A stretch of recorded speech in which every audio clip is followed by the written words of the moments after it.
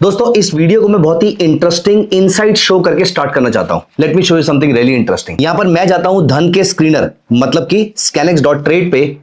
मैं यहां पर गया इनसाइट्स पे और यहां पर ये रहे MTF इनसाइट्स। MTF इनसाइट्स आपको ये बताते हैं कि इस समय पूरी इंडस्ट्री में कितने अमाउंट के शेयर्स पे MTF फैसिलिटी का यूज किया गया है, मतलब कितने अमाउंट के शेयर्स ऐसे हैं जो मार्जिन पे फंडिंग लेकर परचेस किए गए हैं। मतलब बायर की कन्विक्शन बहुत ज्यादा हाई रही होगी, शायद ये एक परसेप्शन हो सकती है, ऑल्दो ये सही और गलत दोनों हो सकता है, लेकिन अगर बहुत सारे लोग इसको परचेस कर रहे हैं तो शायद आप यहां से कुछ इनसाइट निकाल सकते हैं। नॉट जस्ट दिस, यहां पर देखिए आज के दिन में अप्रोक्सीमेटली 7200 की पोजीशंस इंक्रीज हुई हैं, 6300 की पोजीशंस लिक्विडेट हुई हैं, मतलब नेट आज 1000 करोड़ की पोजीशंस और ज्यादा मार्जिन ट्रेडिंग फैसिलिटी पे परचेस की गई हैं। इसका मतलब यह है कि बहुत सारे लोग बहुत सारे शेयर्स में अपसाइड शायद देख रहे हैं। यह इसका एक एनालिसिस होता है जो थ्योरेटिकल एनालिसिस होता है।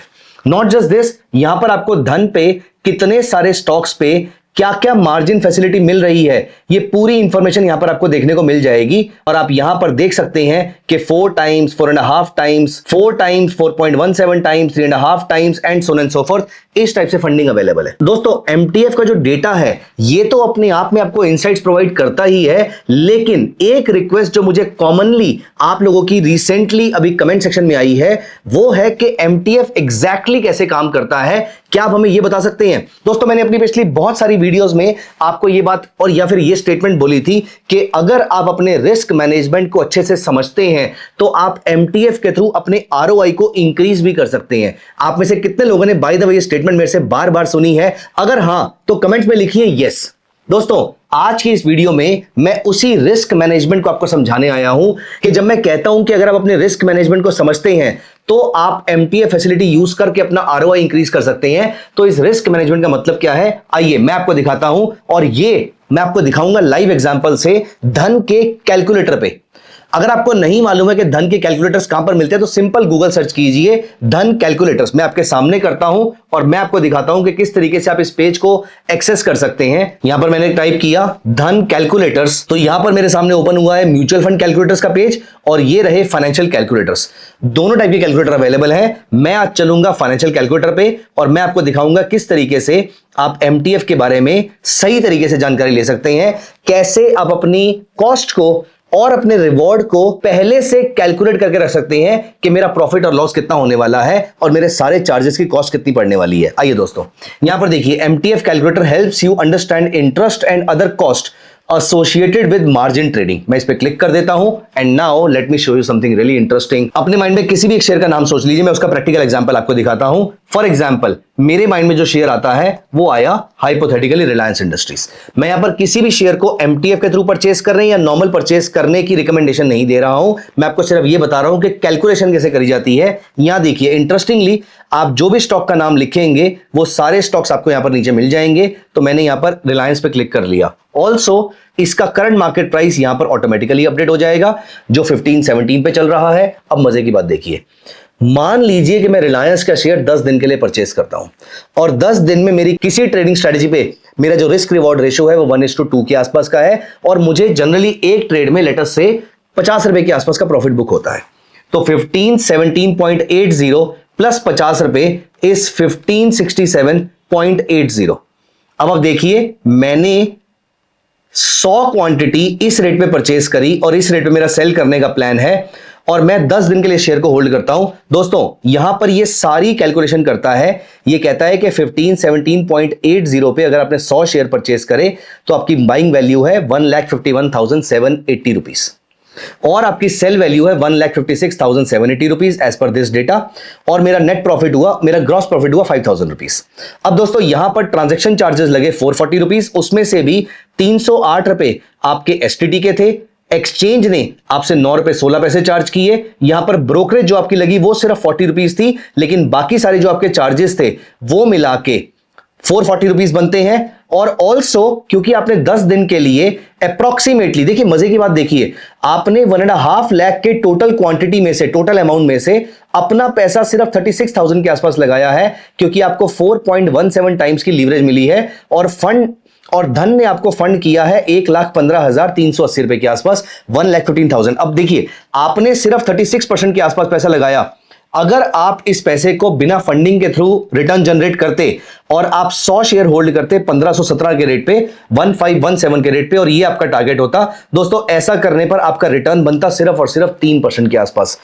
Is it bad? No, it is certainly not bad, it's a very good return.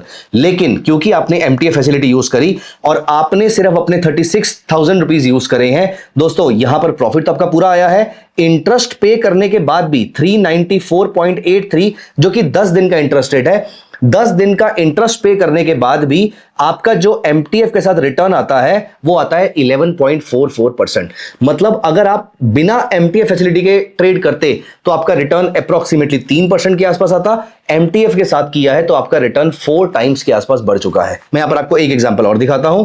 For example, मैं यहां पर टीसीएस परचेज करता हूं और मेरा जो बाइंग प्राइस है वो 3400 है और मेरा जो सेलिंग प्राइस है वो मान लेते हैं कि मैं 10 दिन के लिए, मैं लंबे पीरियड के लिए होल्ड कर रहा हूं। लेट अस से मैं 1 साल के लिए होल्ड करना चाहता हूं। अब 1 साल में ऑफ कोर्स आप 2-3% के रिटर्न के लिए तो काम नहीं करेंगे। 1 साल में आपका रिटर्न रहेगा, मान लीजिए चलिए कि जब कभी भी मार्केट्स बहुत ज्यादा गिरती हैं तो हम शेयर्स को एक्यूमुलेट करते हैं। अब ये शेयर आप अपने कैपिटल पे भी एक्यूमुलेट कर सकते हैं और एमटीएफ फैसिलिटी को यूज करके भी बाय कर सकते हैं। अगर मैंने मार्केट के शार्पली गिरे हुए टाइम पर मैंने वहां पर एमटीएफ फैसिलिटी को यूज किया और मैंने 1 साल के लिए शेयर को परचेज कर लिया और मैं एक्सपेक्ट करता हूं कि 3400 रुपीज से ये शेयर प्राइस बढ़ के लेट अस से 3900 रुपीज हो जाएगा 1 साल के अंदर, हाइपोथेटिकली मान लेते हैं 15% के आसपास का रिटर्न मिलेगा। तो यहां पर 3,40,000 की मैंने टोटल बाइंग करी, 3,90,000 की सेलिंग करी। 1 साल में मेरा जो आरओआई है वो 50,000 रुपीज के आसपास रिटर्न निकलना था, विच इज अराउंड 14.5% के आसपास।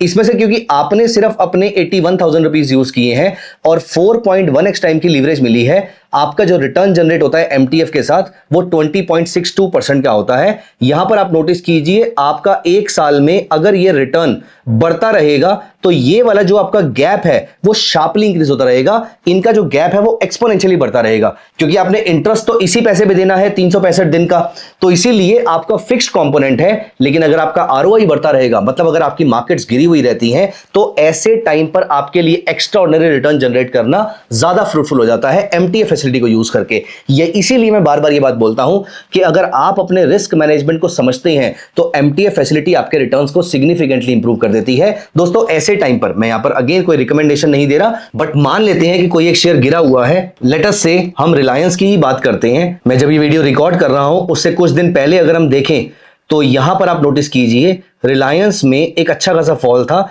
अराउंड 30% के आसपास का फॉल था। मैं ये नहीं कह रहा कि हमने यहां पर बाय किया होता या बॉटम ही हमने पकड़ा होता, that is not the point. The point is कि आपने किसी भी टाइम पर इस रिलायंस के शेयर को परचेज किया होता, मान लेते हैं 1135 पे आपने रिलायंस के शेयर को परचेज किया होता, तो यहां पर मैंने डाला रिलायंस इंडस्ट्रीज और मैंने 1135 पे ये शेयर परचेज किया होता। अब आप यहां से देखिए, इस डेट से लेकर आज तक का अगर हम देखें 33.92% के आसपास का रिटर्न मिला है 87 डेज में। सो यहां पर हम रख लेते हैं 87 डेज, 90 डेज रख लेते हैं, और आज का जो प्राइस चल रहा है रिलायंस का वो चल रहा है 1517। अब देखिए, आपने 33 पॉइंट समथिंग % का रिटर्न विदाउट एमटीएफ कमाया होता, which is a very very good return. 360 rupees के आपके ट्रांजैक्शन चार्जेस लगे होते, 265 रुपीज का इंटरेस्ट कॉस्ट लगा, लेकिन रिटर्न्स देखिए आप एमटीएफ के साथ आपके जो रिटर्न्स बने हैं दैट इज 137.79। मतलब जितना शार्पली ये रिटर्न्स आएंगे, और लार्ज कैप शेयर में जब मार्केट बहुत ज्यादा गिर जाती है तो ये शेयर जब सस्ते मिल रहे होते हैं, इनमें इसके ऊपर जाने के चांसेस और ज्यादा होते हैं। ऐसी ट्रेडिंग स्ट्रैटेजीज मैंने आपके साथ बहुत पहले भी डिस्कस करी है, जहां पर हम लार्ज कैप शेयर्स में जब वो अंडर वैल्यूड होते हैं या फिर वो ओवरसोल्ड होते हैं टेक्निकली, वहां पर हम उसको बाय करते हैं। दोस्तों ऐसे टाइम पर ये एमटीएफ कैलकुलेटर बहुत काम आ सकता है। यहां पर देखिए, अगर पिछले 3 महीने के अंदर 33.34% की जगह आप 138% के आसपास का रिटर्न यहां से अर्न कर सकते थे।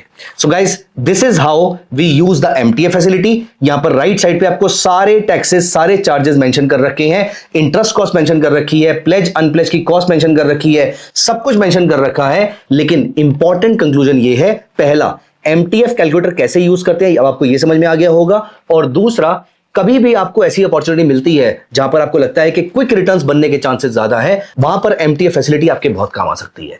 तो अगली बार कभी भी आपको ऐसी अपॉर्चुनिटी मिलती है तो प्लीज मेक श्योर कि आप एमटीएफ जरूर कंसिडर कीजिएगा, ये आपके आरओआई को इंप्रूव कर सकता है। तो दोस्तों इस वीडियो में जितने एग्जांपल मैंने लिए they should not be seen as a recommendation to buy और सेल समथिंग। मैं आपको सिर्फ ये बता रहा था कि किस तरीके से आप कैलकुलेटर का इस्तेमाल बढ़िया तरीके से कर सकते हैं, सही तरीके से कर सकते हैं। Thank you so much guys, bye bye, take care of yourself. Investments in the securities market are subject to market risk. Read all the related documents carefully before investing.